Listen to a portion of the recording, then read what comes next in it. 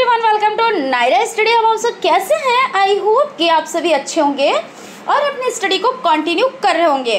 Friends, आज के video lecture में हम पढ़ने वाले हैं जो आपका सब्जेक्ट सामाजिक अध्ययन हो जाता है। और ये आपका कौन सा प्रश्न पत्र है? तो पंचम प्रश्न पत्र है और राजन सीरीज से है। ठीक है, तो इसके जो आपके वस्तुनिष्ठ टाइप क्वेश्चन है उसको कंप्लीट कर चुके हैं। आज हम लोग अति लघु टाइप क्वेश्चन की सीरीज को कंटिन्यू करेंगे।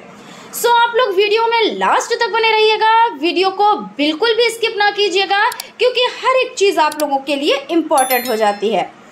क्वेश्चन है, संसद के 3 अंग कौन कौन से हैं? इम्पोर्टेंट क्वेश्चन है आपका। लोकसभा, राज्यसभा और राष्ट्रपति। ठीक है, उसके बाद है अकबर ने किस धर्म की स्थापना की? तो अकबर ने दीन इलाही धर्म की स्थापना की। वन से प्राप्त होने वाले 2 अप्रत्यक्ष लाभ लिखिए। अब देखिए, इस तरह के जब क्वेश्चन आता है प्रत्यक्ष और अप्रत्यक्ष, तो इसमें आप लोग समझिएगा जो प्रत्यक्ष होता है यानी जो चीज़ें हमें दिख रही है, जैसे कि कुछ जो लाभ होते हैं वो प्रत्यक्ष होते हैं और कुछ लाभ होते हैं वो अप्रत्यक्ष होते हैं। जैसे वन वायुमंडल में CO2 की सांद्रता को नहीं बढ़ने देते, आप बढ़ने नहीं देते लेकिन उसको आप एकदम आँखों से, नंगी आँखों से नहीं देख पा रहे हैं, है ना। वन बादलों की ओर आकृष्ट करके जलवृष्टि कराने में सहायक होते हैं। ये तो आपको पता है कि वन क्या करते हैं, बादलों को अपनी तरफ आकृष्ट करते हैं और क्या करते हैं, वर्षा कराते हैं। लेकिन ये चीज़ आपने इस तरह से तो नहीं आपने देखी, लेकिन जैसे आपको औषधि प्राप्त हुई है ना, फर्नीचर बना, तो ये सब क्या हो गया, ये प्रत्यक्ष। तो इस चीज़ में आप लोग अंतर समझिए कि प्रत्यक्ष लाभ क्या होते हैं और अप्रत्यक्ष लाभ क्या होते हैं, क्योंकि क्वेश्चन में इस तरह के पूछे जाते हैं। कुछ लोग क्या करते हैं, वो प्रत्यक्ष पूछा जाए अप्रत्यक्ष पूछा जाए सब एक ही में लिख देते हैं। तो थोड़ा सा ध्यान दीजिएगा। जनहित याचिका क्या है? जनहित याचिका भारतीय कानून में सार्वजनिक हित की रक्षा के लिए मुकदमे का प्रावधान है। उसके बाद क्वेश्चन है, नीति आयोग का पदेन अध्यक्ष कौन होता है? तो प्रधानमंत्री। और टेगा प्रदेश में किस प्रकार के वन पाए जाते हैं? तो कोड़धारी। और कर की 2 विशेषताएं बताएं। तो कर किसी विशेष सेवा के लिए लिया जाने वाला शुल्क है और करों से प्राप्त आय जनता के हित में खर्च की जाती है। उसके बाद ई बैंकिंग का क्या अर्थ है? तो ई बैंकिंग से अभिप्राय ऐसे बैंकिंग व्यवसाय से है जो इलेक्ट्रॉनिक पद्धति के माध्यम से कार्य करता है। भूमि विकास बैंक की स्थापना कब हुई थी? तो 1968 ईस्वी में। सहारा मरुस्थल किस महाद्वीप में स्थित है? तो सहारा मरुस्थल अफ्रीका के उत्तरी भाग में अंटार्कटिक महासागर से लाल सागर तक 5600 किलोमीटर की लंबाई तक, सूडान के उत्तर तथा एटलस पर्वत के दक्षिण तक 1300 किलोमीटर की चौड़ाई में फैला हुआ है। उसके बाद क्वेश्चन हो जाता है, वन संरक्षण क्या है? तो वन संरक्षण वानिकी की एक शाखा है जो जंगल के संरक्षण या सुधार से संबंधित है। सुरा या सुंदरियों का देश कौन है? तो फ्रांस हो जाता है। ऑस्ट्रेलिया की खोज किसने की? तो एबेल तस्मान और कप्तान कुक हो जाते हैं। भारत के प्रथम उपराष्ट्रपति कौन थे? भारत के प्रथम उपराष्ट्रपति डॉक्टर सर्वपल्ली राधाकृष्णन जी थे। उत्तर प्रदेश के उच्च न्यायालय की खंडपीठ कहाँ स्थित है? तो लखनऊ हो जाता है। और राष्ट्रपति के निर्वाचक मंडल में मतदाता कौन होते हैं? तो संसद के दोनों सदनों के निर्वाचित सदस्य राज्यों की विधानसभाओं के निर्वाचित सदस्य हो जाते हैं। उत्तर प्रदेश में जनपदों की संख्या बताइए। तो 75। न्यायालय के प्रकार बताइए। तो जनपद स्तरीय न्यायालय, उच्च न्यायालय, उच्चतम न्यायालय हो जाता है। उपराष्ट्रपति के विषय में आप क्या जानते हैं? तो उपराष्ट्रपति का कार्यकाल 5 वर्ष का होता है। संविधान के अनुच्छेद 6 के अनुसार भारत का एक उपराष्ट्रपति होगा। संविधान के उपराष्ट्रपति से संबंधित प्रावधान अमेरिका के संविधान से ग्रहण किया गया है। भारत का उपराष्ट्रपति राज्यसभा का पदेन सभापति होता है।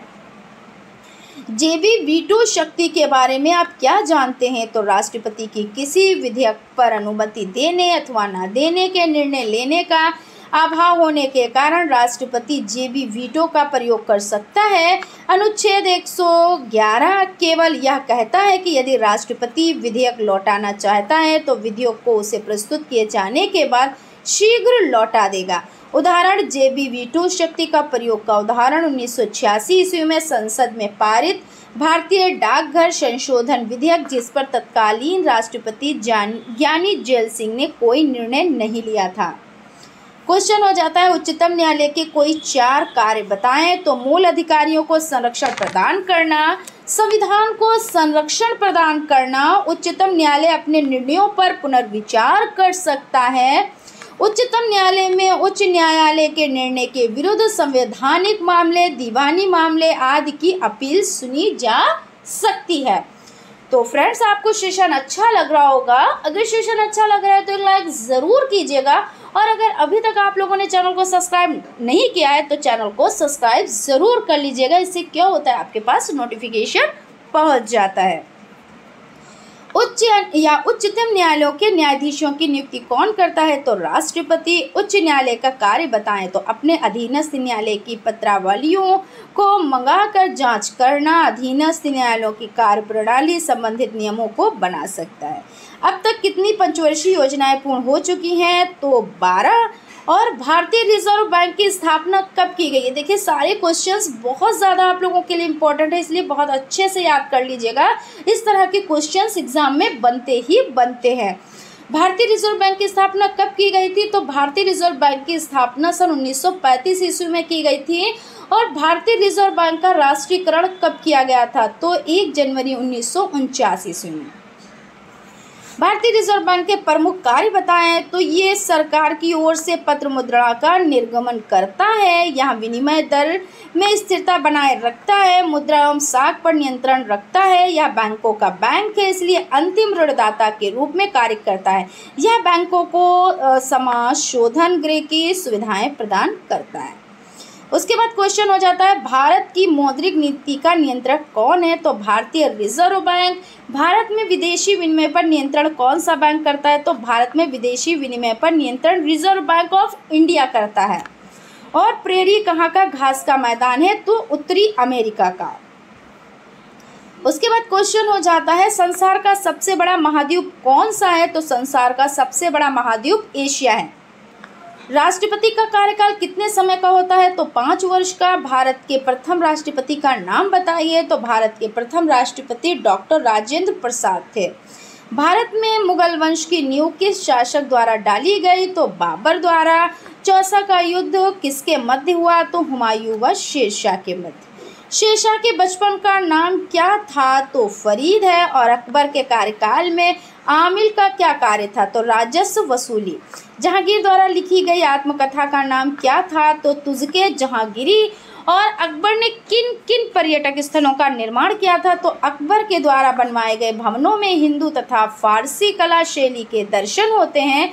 भवन निर्माण में अकबर ने लाल पत्थर का अधिकाधिक प्रयोग करवाया। आगरा स्थित लाल किला 1565 ईस्वी जो 15 वर्ष में बनकर तैयार हुआ। लाहौर का किला, इलाहाबाद का किला 1583 ईस्वी, अटक का किला 1581 ईस्वी, फतेहपुर सीकरी, दीवानी खास, कोषागार, पंचमहल, जोधाबाई महल आदि का निर्माण कराया।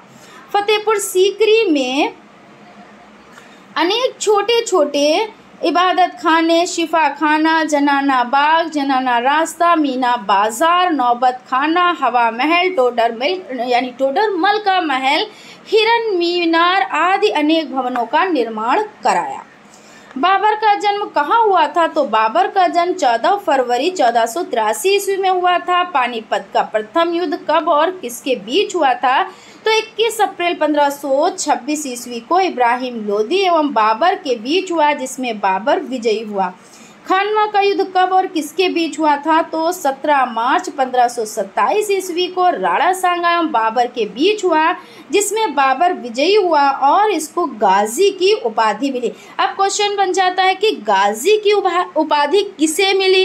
तो आप देख सकते हैं कि जिसमें बाबर विजयी हुए और इनको क्या हुआ, इनको गाजी की उपाधि मिली। चंदेरी का युद्ध कब और किसके बीच हुआ? तो 29 जनवरी 1528 ईस्वी को मेदिनी राय एवं बाबर के बीच हुआ, जिसमें बाबर विजयी हुआ। उसके बाद क्वेश्चन की तरफ चलते हैं। मुगल काल के प्रमुख बंदरगाहों का उल्लेख कीजिए। तो इसमें हो जाता है लाहौर, सूरत, खंभात एवं कालीकट मुगल काल के प्रमुख बंदरगाह थे। मुगल कालीन 2 अति प्रसिद्ध इमारतों के नाम लिखिए तो ताजमहल हो जाता है और लाल किला हो जाता है। ताजमहल जो कि आगरा में स्थित है और लाल किला तो ये दिल्ली में स्थित है। मनसबदारी प्रथा एवं प्रथा का प्रचलन किस काल में हुआ था? तो इन दोनों प्रथाओं का प्रचलन मुगल काल में हुआ था। अकबर का जन्म कहाँ हुआ था? तो अकबर का जन्म 15 अक्टूबर 1542 ईस्वी को हमीदा बानो बेगम के गर्भ से अमरकोट के राणा वीरसाल के महल में हुआ था। अकबर का राज्याभिषेक 15 फरवरी 1556 ईस्वी को पंजाब के कालानौर नामक स्थान पर हुआ था। यह जलालुद्दीन मोहम्मद अकबर बादशाही गाजी की उपाधि से सिंहासन पर बैठा था। क्वेश्चन यहाँ पे देख लेते हैं, पानीपत की दूसरी लड़ाई कब और किसके बीच हुई थी? तो पानीपत की दूसरी लड़ाई 5 नवंबर 1556 ईस्वी को अकबर और हेमू के बीच हुई थी। उसके बाद क्वेश्चन है, हल्दी घाटी का युद्ध कब और किसके बीच हुआ था? तो हल्दी घाटी का युद्ध 18 जून 1576 ईस्वी को मेवाड़ के शासक महाराणा प्रताप तथा अकबर के बीच हुआ। इस युद्ध में मुगल सेना का नेतृत्व मानसिंह एवं आसफ खान ने किया था। अकबर के दरबार के प्रसिद्ध चित्रकार कौन थे? तो अकबर के दरबार के प्रसिद्ध चित्रकार अब्दुस समद, यहाँ पे अब्दुस समद लिखा हुआ है, देखिए अब्दुस समद हो जाते हैं। महाराणा प्रताप की मृत्यु कब हुई थी? तो महाराणा प्रताप की मृत्यु 57 वर्ष की उम्र में 19 फरवरी और आपका हो जाता है 1597 ईस्वी को हो गई थी। नेक्स्ट क्वेश्चन है, दीन इलाही धर्म स्वीकार करने वाला प्रथम एवं अंतिम हिंदू शासक कौन था? तो बीरबल। और अकबर के शासनकाल के प्रमुख गायक कौन थे? तो अकबर के शासनकाल के प्रमुख गायक तानसेन, बाज बहादुर, बाबा रामदास एवं बेजू बावरा थे। अंटार्कटिका की खोज में गए भारतीय दल में कुल कितने सदस्य थे? तो 21 सदस्य। समवर्ती सूची में आने वाले 4 विषयों के नाम बताइए। तो चिकित्सा, शिक्षा, धार्मिक संस्थाएं और उद्योग हो जाता है। भारत की 3 सेनाओं का प्रधान कौन होता है? तो राष्ट्रपति। और बाबरनामा किसके द्वारा लिखी गई? तो बाबरनामा बाबर की आत्मलिखित कृति हो जाती है। कबूलियत किसे कहा जाता है? तो किसानों द्वारा अपनी भूमि एवं उस पर देय लगान का विवरण सरकार को लिखित रूप में देने को कबूलियत कहा जाता है। यानी कबूलियत के बारे में आप कैसे लिख सकते हो कि जो किसान होते हैं वो अपनी भूमि का लगान क्या करते हैं? सरकार को लिखित रूप में देने को क्या कहा जाता है? तो कबूलियत कहा जाता है। तो इस तरह से यहाँ पे आपका सेशन कंप्लीट होता है और जो और क्वेश्चंस है उनको नेक्स्ट क्लास में कंटिन्यू करेंगे। तो फ्रेंड्स, अगर अभी तक आप लोगों ने चैनल को सब्सक्राइब नहीं किया है तो चैनल को सब्सक्राइब ज़रूर कर लीजिएगा और बेल आइकन को भी ज़रूर प्रेस कर लीजिएगा, जिससे क्या होता है नोटिफिकेशन आपके पास पहुंच जाता है और आप क्लासेस ज्वाइन कर पाते हैं। Thank you.